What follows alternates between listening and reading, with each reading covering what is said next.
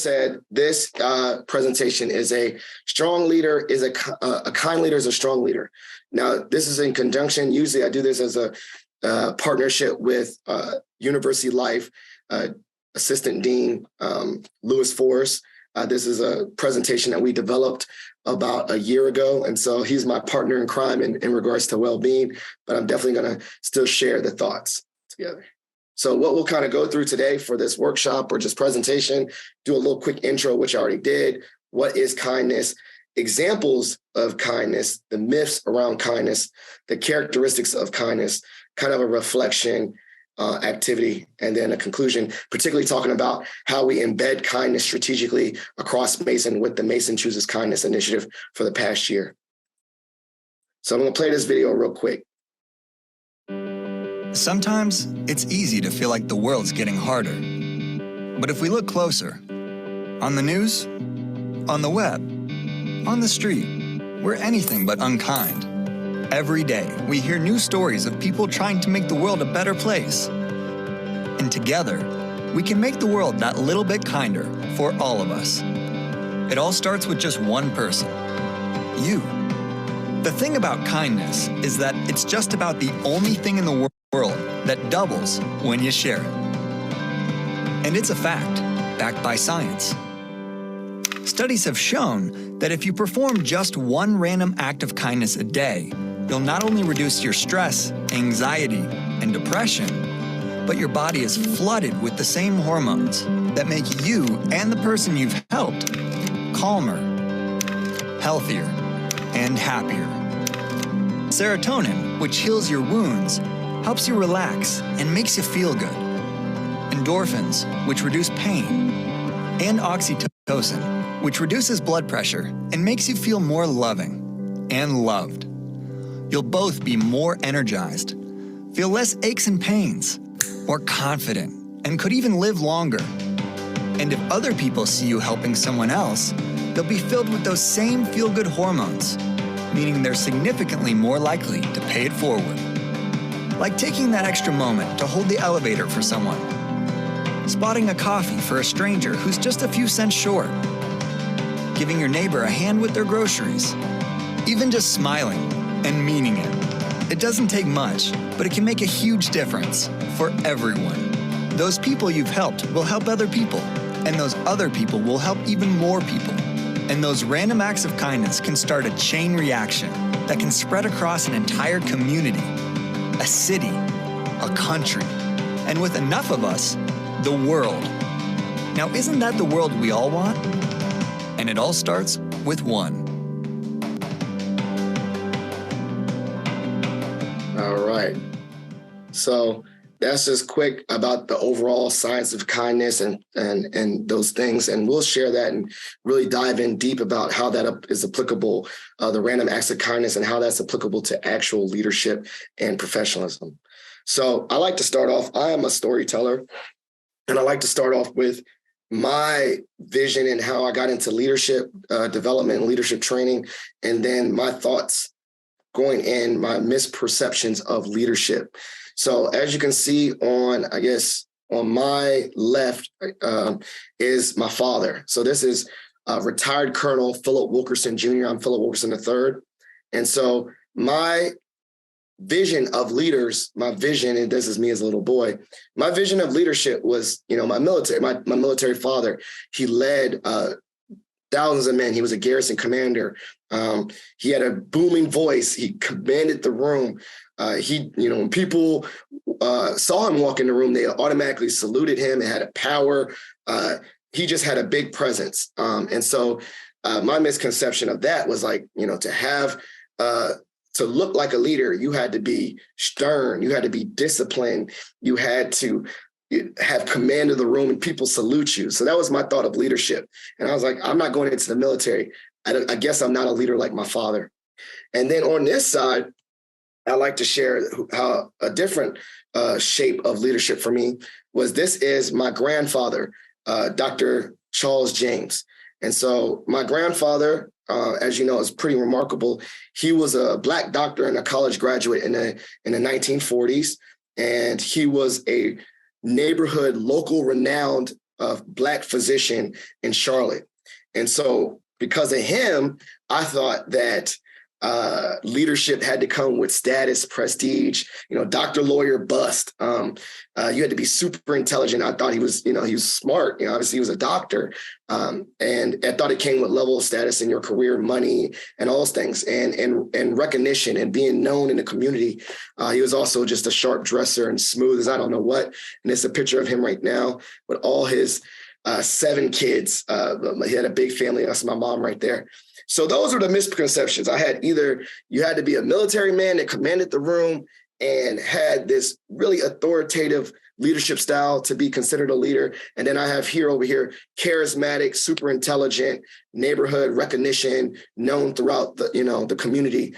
And so I was like, man, I'm neither one. I guess I'm not a leader. But as I started to study leadership, particularly through different service leadership opportunities, this is taken from Toastmasters. I'm a member of Toastmasters. I learned that there's different types of leadership, and we're going to go through how kindness embeds in it. So just bear with me. So when I learned about the different types of leadership, I was like, wow, there's many different types of leadership. There's bureaucratic. I like to say that is like a very parental, do as I say, don't talk back. This is in your best interest. So the kind of thought about that is a very one-sided, top level down leadership style. You just from the top to down, you listen, don't talk back, you follow my orders, bureaucratic. Then there's authoritative, which is, slightly light bureaucratic, very hierarchical. I like to use the picture of General Patton, very aligned with military hierarchy, rank. I think my father would go into that. There's a very disciplined hierarchy in that leadership style. Then there's innovative, kind of thinking of thought leadership, right? You're a thought leader, you corral the group, but it's very interdisciplinary. You have subject matter experts, you kind of get together. I like to use Steve Jobs as that. Like clearly he was the leader of Apple, but he also didn't do it alone. He had, just scientists here, psychologists, engineers. He had a different experts around him. He corralled them and he took, he kind of gave space for all of them to have their input, but technically he was the thought leader. He was the corraller of it. Then we have pace setting. I like to say this is kind of like the leadership style that is very closely aligned with project management or coaching. Think about that. Like you set the pace, you set benchmarks.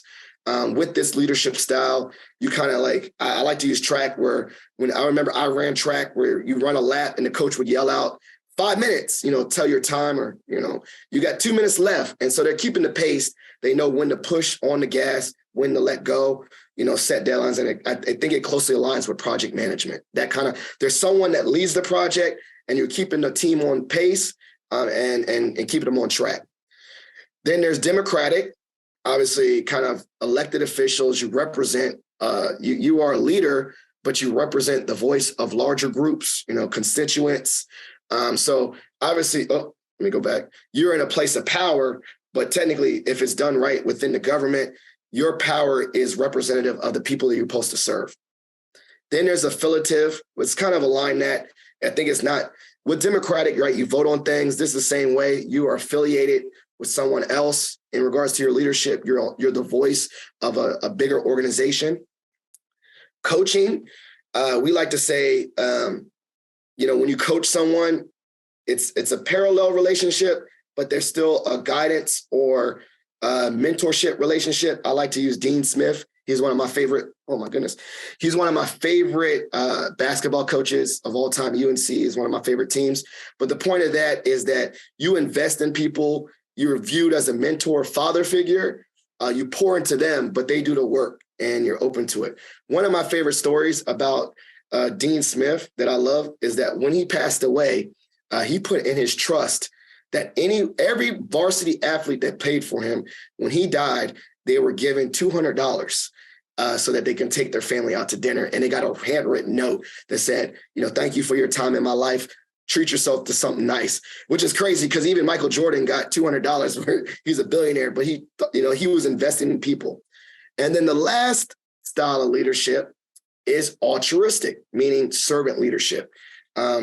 you lead, but you lead with the mindset of serving the people. I like the Dalai Lama. You're serving the world. You're serving a purpose.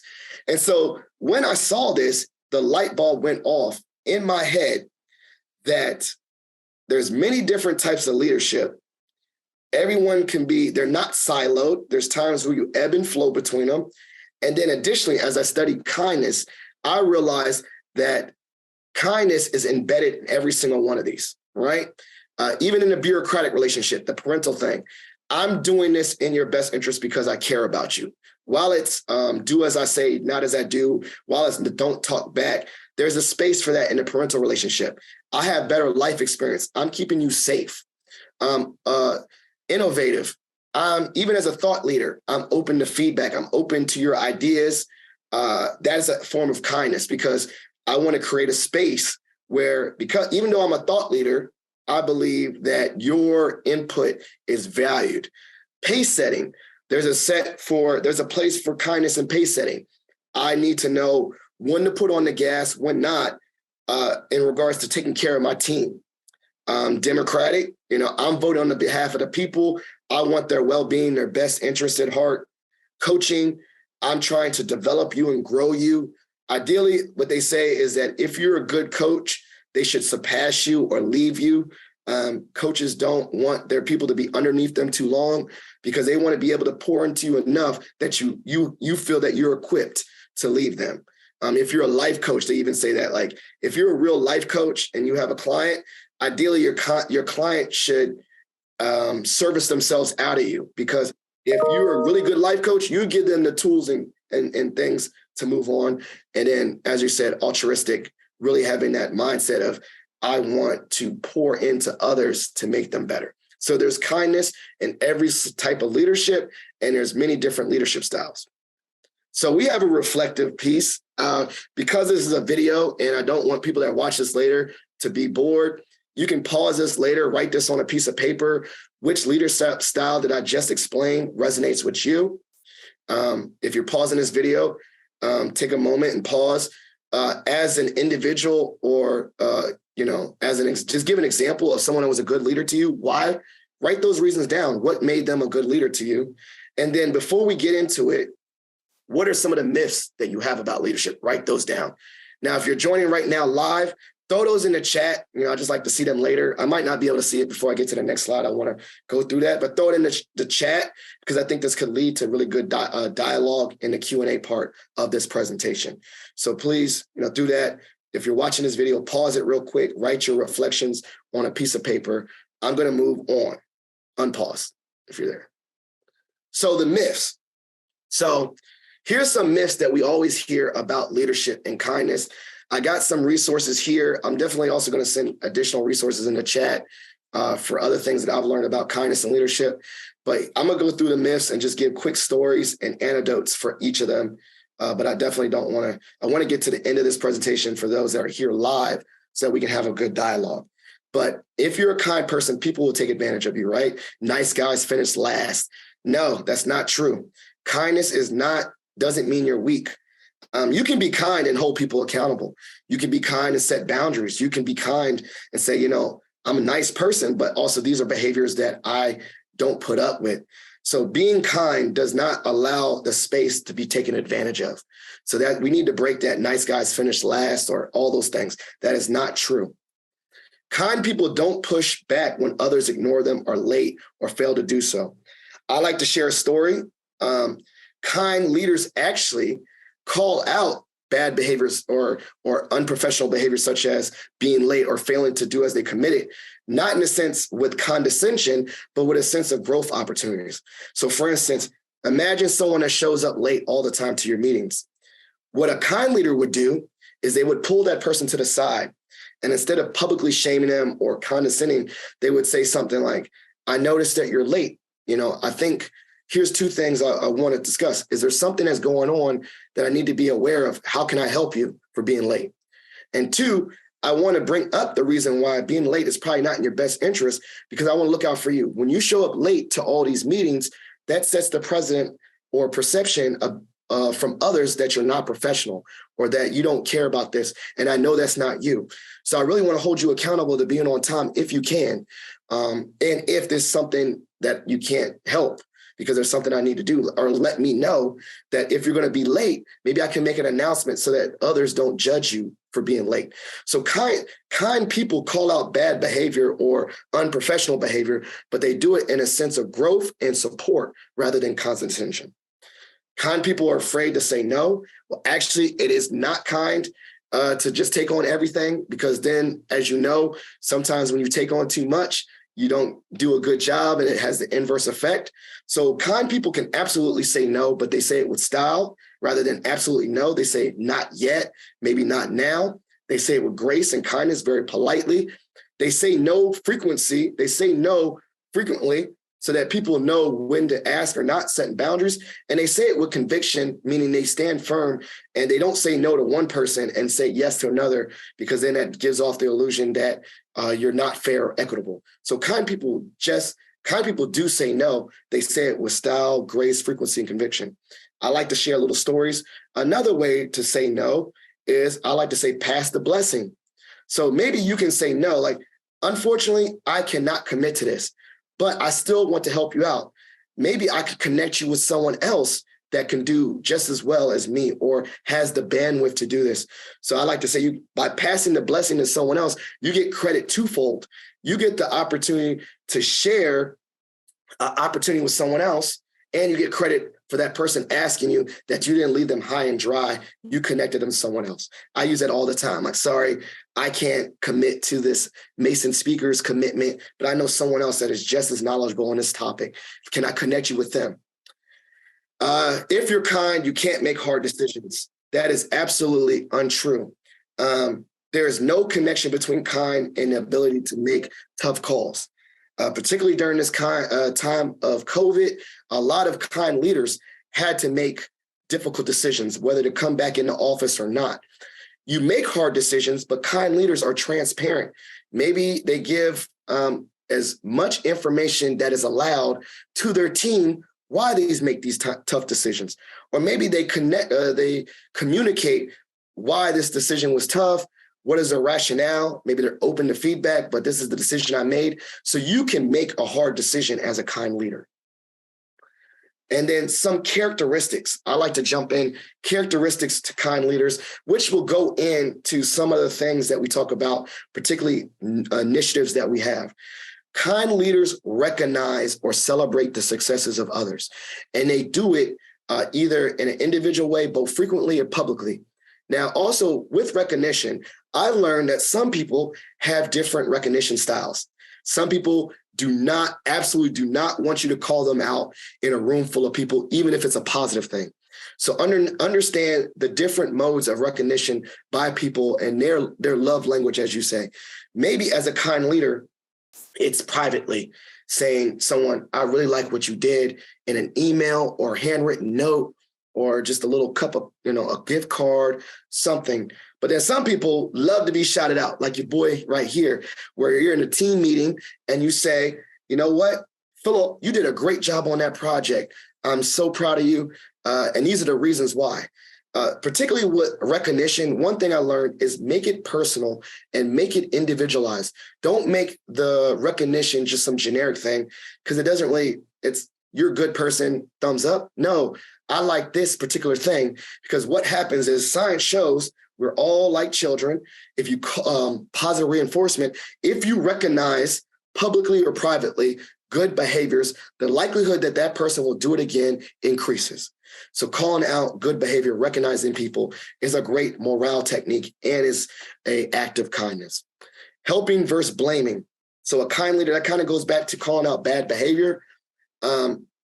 When a kind leader identifies mistakes, which you're not perfect, your team is not perfect, you do it from a growth mindset rather than saying you make a mistake, I'm writing you up, blah, blah, blah. You do it from a growth mindset saying, I understand that this is a mistake. What can we learn from this? What can I do to support you? Are you not underutilized, under supported, or under resourced? Is there any tools I can equip you with that make you do this, a better and not make mistakes. So rather coming at things from a blaming mindset or a condescension, you're going at it from a growth mindset. Calling out bad behavior. Kind leaders will overcome the discomfort when it comes out to calling behavior, particularly when the behavior comes from someone senior. You advocate, you're the voice. So you understand that, there is times where calling out bad behavior is uncomfortable, but you can do that, as we said earlier, with grace and conviction, and you can do it with the way that how can we get better? And you can also do it with the mindset of by calling out this bad behavior, I'm showing the team that I want a cohesive. So there was a thing I saw in the science of happiness. There are toxic members in the workplace where you can call that out either publicly in a way, like send out an email, not directly addressing it with that person or privately, but you understand by calling out the bad behavior of an individual overall helps the team morale. I don't like to use the word cancer, but team cancers, not to say you got to cut them off, but you got to treat it, just like cancer has chemo and preventative measures, that you want to stop the spread of that toxicity by addressing it and not sweeping it on the rug, by making tough and uncomfortable decisions. Curiosity and defensiveness. So this is more so like that thought leadership. As a leader, you are vulnerable and receptive to feedback. Now, you do that, the best way I've learned to receive feedback is by being an active listener and by not challenging the opinions of others, but being curious and asking questions from a general place. So someone comes to you with an issue. Hey, boss, I'm so mad. Rather than say, of course not, no, that's nothing to do with me. Get defensive. You can say, wow, that's really insightful. What solutions do you have to this problem? Or I'm curious, they say something like you are very cold as a leader. And you can say, I'm interested. What actions do I portray that leads you to have that perception? And so by asking, engaging open-ended questions and showing that you're open to feedback, what the likelihood is people will come to you with issues before they get bigger, because they know that as a leader, you're vulnerable and open to listening. And that's an act of kindness. And then finding common ground. Obviously, there's no perfect solution for everyone. You can't make a perfect compromise, but you still actively seek to find it. You try to mediate conflict. You try to find common issues. That is an act of kindness. And in part 2, kindness, we got a lot of characteristics of a kind leader. Consistent encouragement. So going back to that recognition, how many times where someone, if they did something nice, you say, what's going on? What they want from me? Are they about to drop the hammer? They're skeptical because that's not a consistent behavior of yours. So if it's consistent, both small scale, small acts of kindness, publicly, privately, they know that is who you are. That is a core to your leadership style. They know that you are consistently encouraging. And I will say this with consistent encouragement. I'm a woo. I know my strengths. I'm outgoing. Maybe you're not the most outgoing person. Maybe you think that being kind is corny, or too mushy. So do realize that kindness doesn't have to be flowery, but it could be very simplistic. It could be very, thoughtful. It doesn't have to be very public. You can be consistently encouraging in your style, the style that fits you as well. How many, throw in the chat, or people that are listening, how many people heard the phrase, clear is kind? I believe that's from Brene Brown, clear is kind, that by being transparent, by setting clear expectations and clear goals, you alleviate the anxiety and stress of others, because the unknown is scary. So by being clear, hey, the pace setting, we have a benchmark to hit this goal by the end of the quarter, because when we do so, this is the tangible benefits. Or the reason why I'm really, on it about this is because if we meet this thing, then this happens, and this is the impact. So being clear with your expectations and goals helps the team. Not just giving general, examples like, hey, just go out there and do your thing. No, that kind of gives a lot of people examples, but I'm not saying micromanage, but be clear, like, hey, the expectation is, 10 out of 5, 5 out of 10, we need this metric for success. And when people have that goal in mind, they're like, okay, good. I know what is expected of me. It alleviates anxiety.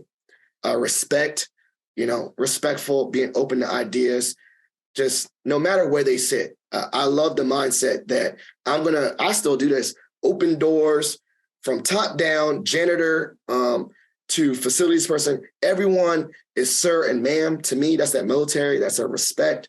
I show deference, and it doesn't matter on the outside what your title is. Titles are abstract. Everyone deserves the baseline, decent humanity of respect and politeness and civility. So that goes a long way. And another one, bias awareness. I will say this, as a leader, there is a direct correlation to kindness and diversity, equity, and inclusion. You have to understand your biases, understand your implicit biases to see people where they are. And by being open to that, that is a form of kindness. It kind of aligns with empathy. It aligns with, I may not have your same life experience. So when I need to make decisions, I need to be thoughtful about my biases so that I can, be helpful. An example for that is, let's say you set a metric with a technology, and you realize later on that someone on your team has a hidden disability. And so you were not aware of your biases when you make those decisions. So being attuned to the different disabilities and marginalized groups in your organization and taking steps to minimize the impact of these biases will lead to a better and more kind work environment. Feedback, you're open to constructive feedback. You give it, you receive it. I like to say constructive means like construction. Is this feedback with the intent to build someone up? Construct, right? Or is it a tear down feedback where if I give you this feedback, this just breaks you down? I absolutely hate the term, I'm going to break this person down to build them up in my image. Because by the time you break them down, there is no rebuilding. People are broken and the pieces are hard to put together.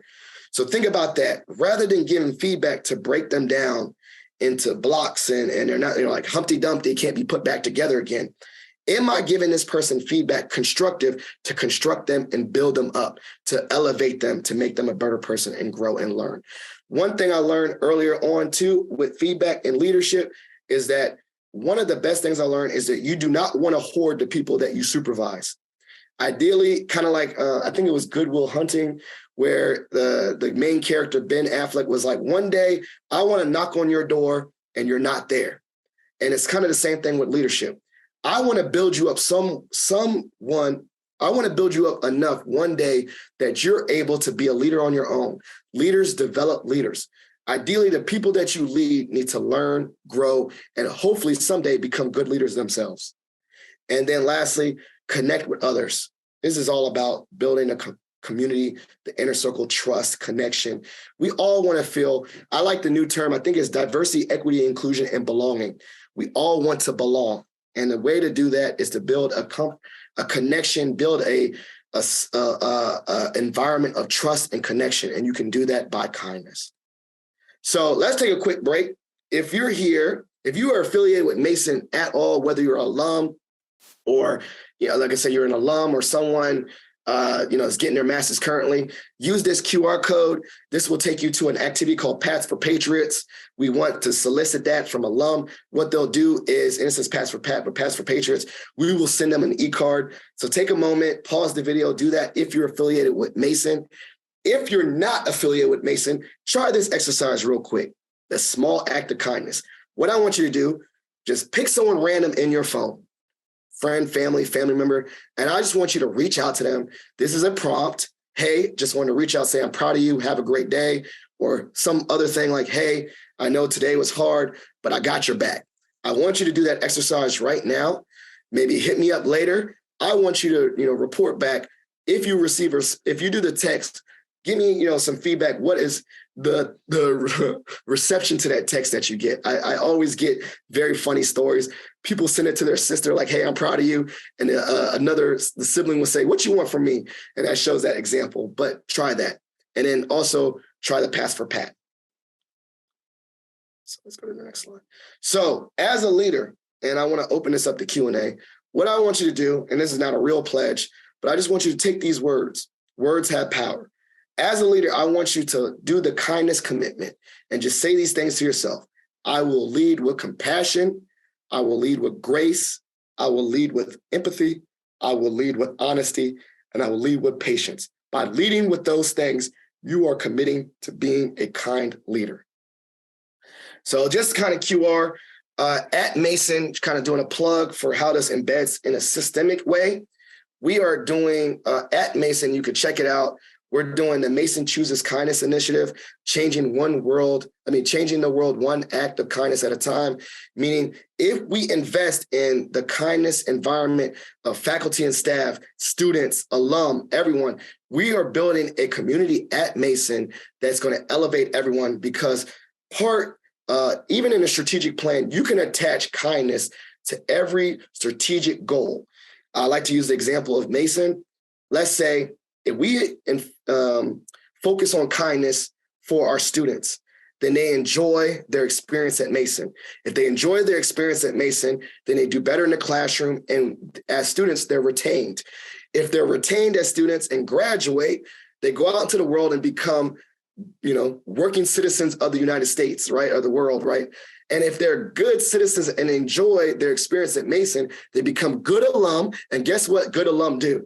Give back and give money. So I would say, think about that strategically. How can we look at our organization's strategic goals and find a way to embed kindness into those goals? Because basically the return of investment, investing in kindness, will have yields that have a productivity reaction, a retention, a recruitment, as well as engagement. So kindness, by focusing on those things, as a business or as an organization, such as all the different organizations in the chamber, you will yield your return on investment, and it will affect your business in a positive way. So just to give you an example of how we did it. So at Mason, we launched a thing called Pats for Patriots. I need to change that. We also launched what we call a kindness ambassador program.